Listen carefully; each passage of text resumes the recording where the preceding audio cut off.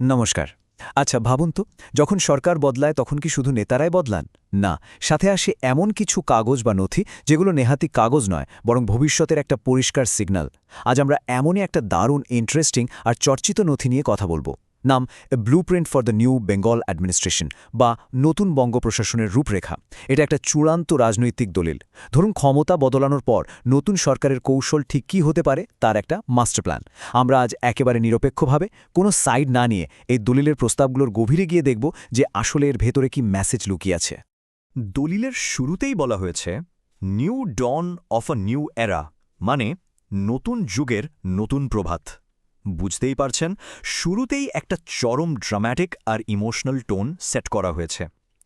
এই লাইনটাই লেখকের রাজনীতিক প্রত্যাশাটা পরিষ্কার করে দেয়। কিন্তু আমরা যদি এই আবেগের চশমাটা একটু সরিয়ে রাখি, তাহলে ভেতরে কি পাব? চলুন সব রকম পলিটিক্যাল বায়াস সরিয়ে রেখে একদম ফ্যাক্টসের উপর ভিত্তি করে দেখি এই দলিলে আসলে কি প্রস্তাব রাখা হয়েছে। তো এই দলিলে মোট 10টা স্পেসিফিক প্রস্তাব দেওয়া হয়েছে। সবচেয়ে মজার ব্যাপার কি জানেন? এগুলো কিন্তু হাজার কোটি টাকার কোনো বিশাল পলিসি বা মেগা প্রজেক্ট নয়, বরং এগুলো হলো একেবারে কম খরচের, এমনকি কিছু ক্ষেত্রে জিরো বাজেটের বেশ কিছু প্রতীকী বা সিম্বলিক পদক্ষেপ। আসলে হয় কি, ক্ষমতা বদলের সময় নতুন সরকার অনেক ক্ষেত্রেই এমন চটজলদি পদক্ষেপ নেয় যাতে কোনো বড় বাজেট পাশ করানোর আগেই সাধারণ মানুষকে একটা ক্লিয়ার মেসেজ দেওয়া যায় যে দেখুন, আমাদের আদর্শ এটা, আর আমরা এইভাবে কাজ করতে চলেছি। আমাদের আজকের আলোচনার সুবিধার জন্য এই 10টা প্রস্তাবকে আমরা 3টে মূল ভাগে ভাগ করে নেব। 1 নম্বর, প্রস্তাবিত সাংস্কৃতিক প্রতীকের পরিবর্তন। 2 নম্বর, ধর্মনিরপেক্ষতা এবং ধর্মীয় নীতি। আর 3 নম্বর, আগের প্রশাসনের কাজের তদন্ত।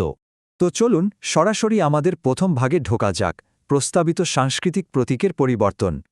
দলিলের একেবারে 1 নম্বর পয়েন্টটাই হল ডক্টর শ্যামাপ্রসাদ মুখোপাধ্যায়ের মূর্তি সরানো নিয়ে। এখানে খুব স্পষ্ট ভাষায় দাবি করা হয়েছে যে ময়দানের একটা অবহেলিত ঝোপের আড়াল থেকে ওনার মূর্তিটা এক্ষুনি সরাতে হবে। আর সেটা কোথায় বসাতে হবে? একদম শহরের হার্টে, স্টেটসম্যান হাউসের সামনে, ওনার বাবার মূর্তির ঠিক পাশে। বুঝতেই পারছেন, এটা শুধু একটা মূর্তি এক জায়গা থেকে অন্য জায়গায় নিয়ে যাওয়া নয়, শহরের একদম কেন্দ্রস্থলে এই ধরনের ঐতিহাসিক ব্যক্তিত্বকে তুলে ধরে আসলে একটা খুব স্ট্রং আইডিওলজিক্যাল মেসেজ দেওয়ার চেষ্টা করা হচ্ছে। এর পরের প্রস্তাবটা শুনলে বুঝবেন এটা সরাসরি রাজ্যের বর্তমান ব্র্যান্ডিংয়ের ওপরে একটা বড় সড় আঘাত। দলিলে বলা হয়েছে বিশ্ববাংলা শব্দবন্ধটা নাকি পুরোপুরি অর্থহীন।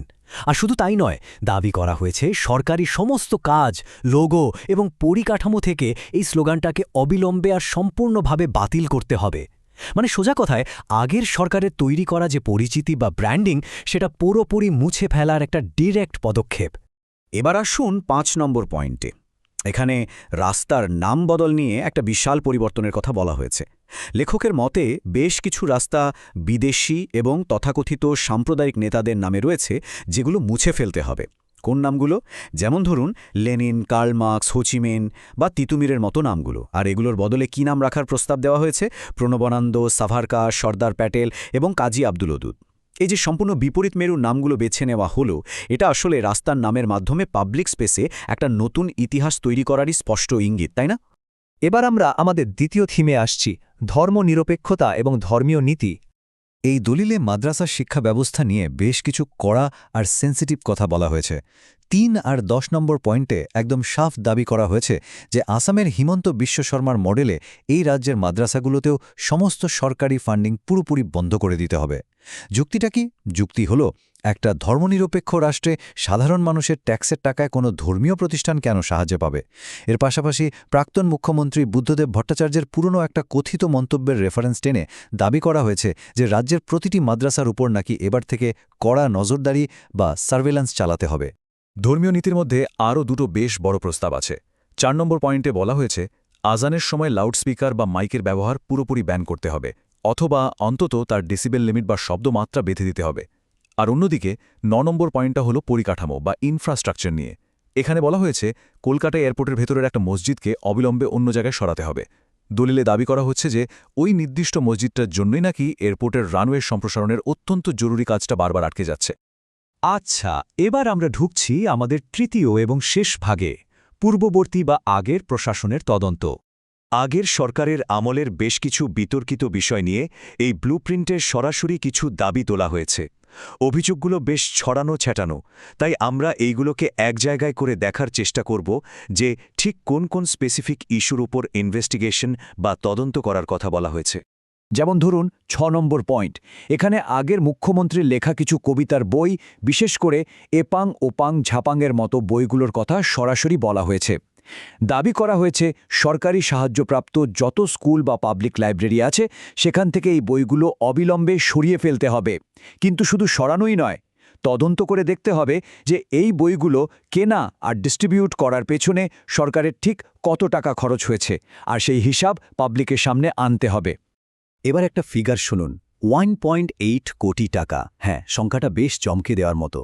দলিলে অভিযোগ করা হয়েছে যে সারদা কাণ্ডে অভিযুক্ত সুদীপ্ত সেন আগের মুখ্যমন্ত্রীর নিজের হাতে আঁকা একটা ছবি ঠিক এই বিপুল অঙ্কের টাকা দিয়ে কিনেছিলেন। 7 নম্বর পয়েন্টে এই লেনদেনটাকে একটা বড়সড় আর্থিক কেলেঙ্কারি হিসেবে দাগিয়ে দেওয়া হয়েছে। দাবি করা হয়েছে যে ওই ছবিটার একটা প্রপার সরকারি ভ্যালুয়েশন বা মূল্যায়ন করে আসল তথ্যটা মানুষের সামনে প্রকাশ করতে হবে। ৮ নম্বর পয়েন্টে কলকাতা এয়ারপোর্টের একটা পুরনো অথচ চরম বিতর্কিত ঘটনার কথা তুলে আনা হয়েছে। দলিলের অভিযোগ অনুযায়ী একটা সময়ে কাস্টমস অফিসাররা এক প্রভাবশালী রাজনৈতিক পরিবারের সদস্য রুজিরা ব্যানার্জির কাছ থেকে 2 কেজি সোনা আটকেছিল, কিন্তু অভিযোগ হলো রাজ্যের পুলিশ নাকি সেখানে সরাসরি ঢুকে ওই সোনা ছিনিয়ে নেয়। এই দলিলে এখন ওই নির্দিষ্ট ঘটনাটার একটা দ্রুত আর নিরপেক্ষ তদন্ত করে ফয়সালার জোরালো দাবি তোলা হয়েছে। তো আমরা আমাদের আলোচনার একদম শেষ পর্যায়ে চলে এসেছি। একটা পলিটিক্যাল দলিলের 10টা খুব স্পেসিফিক আর প্রতীকী প্রস্তাব আমরা এতক্ষণ ধরে দেখলাম।